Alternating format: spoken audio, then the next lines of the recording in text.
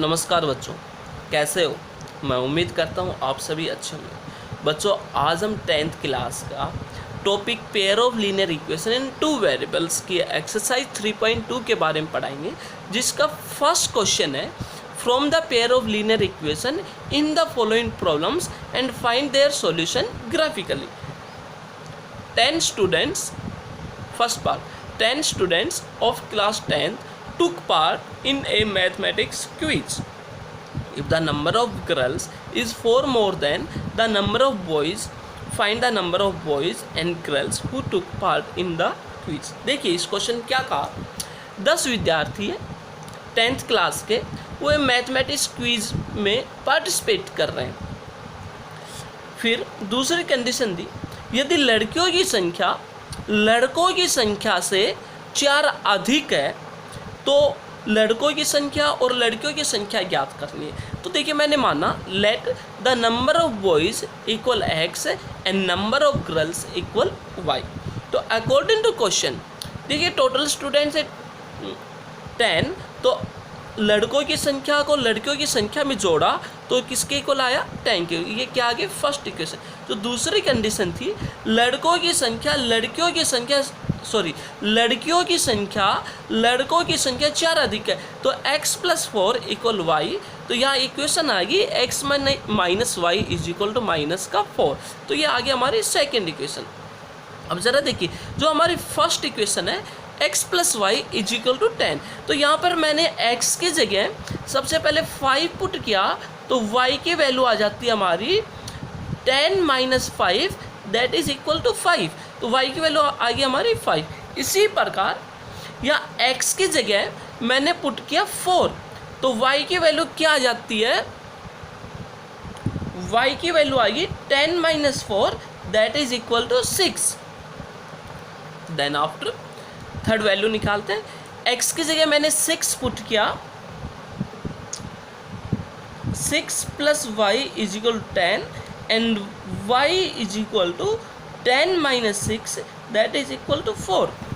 इसी प्रकार जो सेकेंड इक्वेशन है उसको लिया मैंने x - y = -4।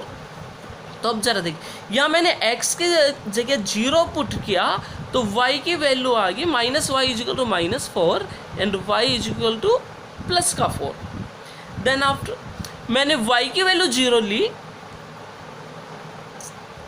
तो x की वैल्यू आ गई -4। इसी प्रकार x की जगह मैंने 1 पुट किया, 1 - y = -4 and -y = -4 - 1 and y = +5।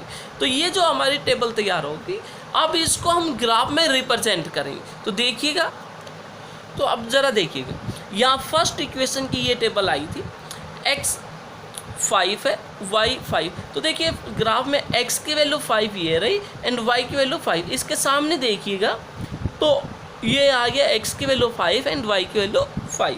इसी प्रकार जो दूसरी वैल्यू थी x की वैल्यू 4 एंड y की वैल्यू है 6, तो x की वैल्यू 4 यहाँ पर है, y की वैल्यू 6 यहाँ पर। तो इसके सामने देखिएगा तो x की वैल्यू 4 y की वैल्यू 6। इसी प्रकार तीसरी वैल्यू x की वैल्यू 6 एंड y की वैल्यू 4, तो x की वैल्यू 6 यहाँ पर है, y की वैल्यू 4 यहाँ पर है। तो ये हो गया 6 4। ये तीनों पॉइंट आपस में मिला दी तो ये लाइन आ गई। फर्स्ट इक्वेशन का ग्राफ ये आ गया। सेकंड इक्वेशन ग्राफ करते हैं। अब यहाँ पर x की वैल्यू 0 दी है, y की वैल्यू 4। तो देखिए हमेशा याद रहे x की वैल्यू 0 y एक्सिस लाइन पे मिलेगा और y की वैल्यू 4 ये रहा, तो 0 4। सेकेंड पॉइंट x की वैल्यू -4 y की वैल्यू 0। या देखिए y की वैल्यू 0 हमेशा x एक्सिस लाइन पे मिलेगा, तो x की वैल्यू -4 यहाँ पर है, तो ये पॉइंट हो गया। Then after third point x की वैल्यू 1 y की वैल्यू 5, x की वैल्यू 1 ये रही, y की वैल्यू 5 ये रहा। तो अब इन तीनों पॉइंटों को आपस में मिलाया तो ये लाइन आ गई जो पहली वाली लाइन को इस पॉइंट पे इंटरसेक्ट कर रही है। मीन्स यहाँ पर x की वैल्यू 3 है और y की वैल्यू है 7। तो इस प्रकार से हमारा जो ये फर्स्ट पार्ट था यहाँ आ गया let hence the number of boys equal 3 and number of girls equal 7. इसी प्रकार second part 5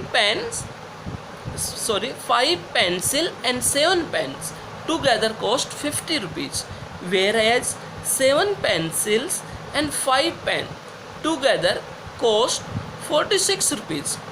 Find the cost of 1 pencil and that of 1 pen. इस क्वेश्चन क्या कहा, 5 पेंसिल है और 7 पेन है जिनकी कॉस्ट कितनी है 50 रुपये, जबकि 7 पेंसिल और 5 पेन की कॉस्ट 46 रुपये।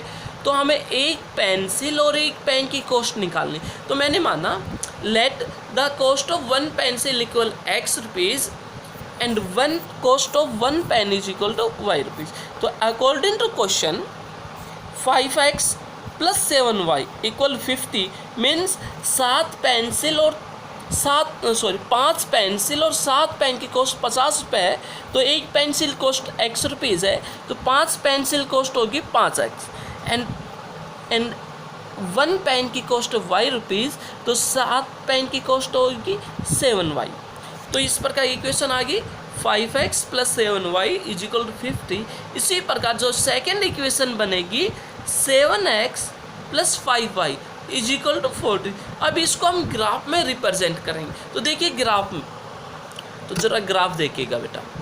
अब ज़रा देखिए x की वैल्यू 3 एंड y की वैल्यू है 5। तो x की वैल्यू हमारी 3 यहाँ पर है एंड y की वैल्यू 5 यहाँ पर। तो ये आ गया यहाँ पर हमारा ग्राफ इसका। इसी प्रकार x की वैल्यू है 10 और y की वैल्यू है 0, तो वो आएगा हमारा ये। अब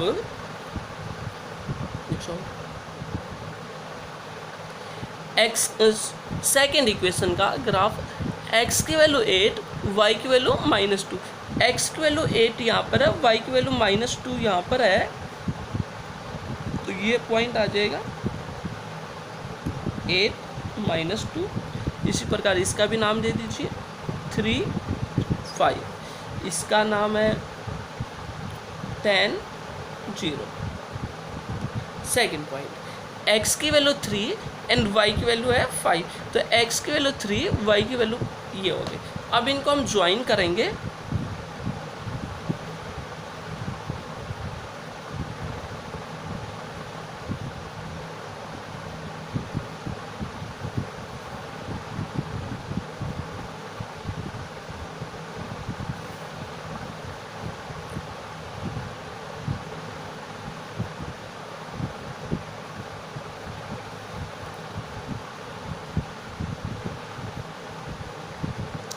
अब ज़रा देखिए इस क्वेश्चन में, ये इस ग्राफ में ये दोनों लाइन आपस में यहाँ इंटरसेक्ट कर रही, मतलब यहाँ पर x की वैल्यू कितनी है 3 है एंड y की वैल्यू कितनी है 5। तो इस प्रकार से हेंस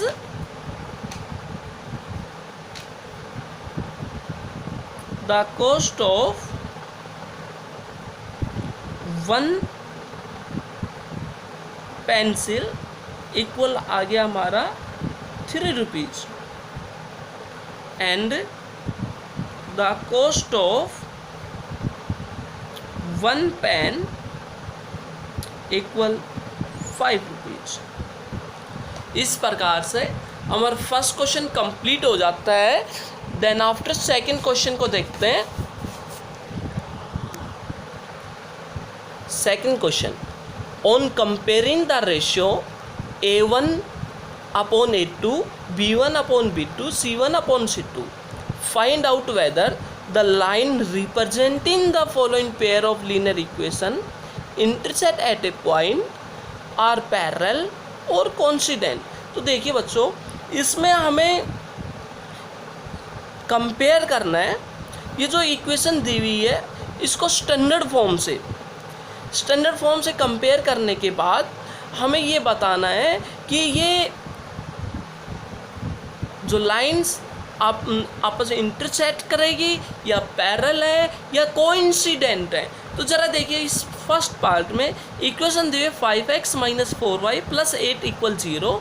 इसको मैंने कंपेयर किया इसके स्टैंडर्ड फॉर्म से a1x plus b1y plus c1। तो जहाँ पर a1 आ गया हमारा 5 एंड b1 आ गया हमारा माइनस का 4 एंड c1 आ गया हमारा 8। इसी प्रकार जो सेकंड इक्वेशन है उसको देखते हैं 7x plus 6y minus 9 is equal to 0। इसको इससे कंपेयर किया स्टैंडर्ड फॉर्म से, तो यहाँ से हमारा a2 आ गया x का कोफिशिएंट एंड b2 है y का कोफिशिएंट एंड जो c2 है हमारा कांस्टेंट टर्म। इस प्रकार a1 5, a2 7, b1 minus 4, b2 6 and c1 8 and c2 9। तो a1 अपॉन a2 किसके इक्वल आया हमारा 5/7। a1 5/7 and b1 upon b2 आ गया हमारा minus 4/6 and c1 upon c2 आ गया 8/-9। इस प्रकार से यहाँ पर क्वेश्चन में जो a1 upon a2 not equal है b1 अपॉन b2, इस कंडीशन में हमारी जो लाइन होगी आपस में इंटरसेक्ट करेगी एक ही पॉइंट पे, आपस में क्या करेगी इंटरसेक्ट। इसी प्रकार जो अगला पार्ट है उसमें भी हमें यही बताना है लाइन आपस में इंटरसेक्ट करेगी, पैरेलल करेगी या कोइंसिडेंट। तो देखिए यहाँ तीन कंडीशन है। फर्स्ट कंडीशन में तो जहाँ पर a1 upon a2 not equal है b1 अपॉन b2, तो इस कंडीशन में लाइन आपस में इंटरसेक्ट करेंगे and a1 upon a2 equal दिया b1 अपॉन b2 फिर इक्वल दिया c1 अपॉन c2। यदि हमारी ये कंडीशन आ जाए a1 upon a2 equal b1 upon b2 equal c1 upon c2, तो इस कंडीशन में जो लाइन होगी वो कोइंसिडेंट होंगी। क्या होंगी? कोइंसिडेंट। थर्ड जो कंडीशन है उसमें a1 upon a2 equal b1 upon b2 not equal आए c1 अपॉन c2। देखिए यदि तीसरी कंडीशन में यदि a1 अपॉन a2 इक्वल हो b1 upon b2 not equal हो c1 अपॉन c2, तो इस कंडीशन में लाइंस ऑलवेज पैरेलल, मतलब वो आपस में कहीं भी मीट नहीं करेंगी, आपस में पैरेलल। तो इस कंडीशन में कोई भी सॉल्यूशन नहीं होगा। देन आफ्टर थर्ड क्वेश्चन, अब जो थर्ड क्वेश्चन है on comparing the ratio a1 upon a2, b1 upon b2 and c1 upon c2, find out whether the following pair of linear equation are consistent or inconsistent। देखिए इसमें हमें ये बताना है कि पेयर ऑफ लीनियर इक्वेशन किस में consistent होगा और किस में इनकंसिस्टेंट होगा। तो देखिए यह कंडीशन हमारी कंसिस्टेंट कब होगा? यदि a1 upon a2 not equal हो b1 upon b2 and a1 upon a2 equal हो b1 अपॉन b2 इक्वल हो c1 अपॉन c2। इन दोनों कंडीशन में pair of linear equation consistent होगा और इनकंसिस्टेंट किस में होगा? If a1 upon a2 equal हो b1 upon b2 not equal हो c1 अपॉन c2। तो देखिए इसका मैं एक पार्ट लेता हूँ। First 3x plus 2y equal 5 and 2x minus 3y is equal to. सबसे पहले इसके स्टैंडर्ड फॉर्म से हम कंपेयर करते हैं।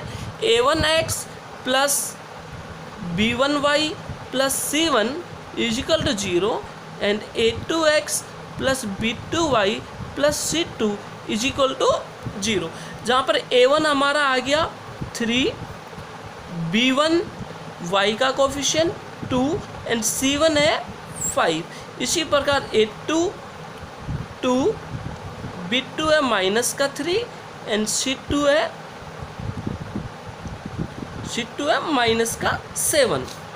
ओके, अब ज़रा देखिएगा a1 अपॉन a2 आ गया हमारा 3/2, b1 upon b2 2/-3 and 7/(C2) आ गया हमारा -5/-7।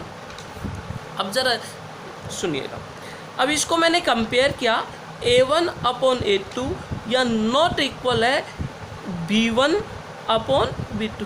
तो इस कंडीशन में हमारा pair of linear equation are consistent. इसी प्रकार से हम इसके जो भी पार्ट है वो करेंगे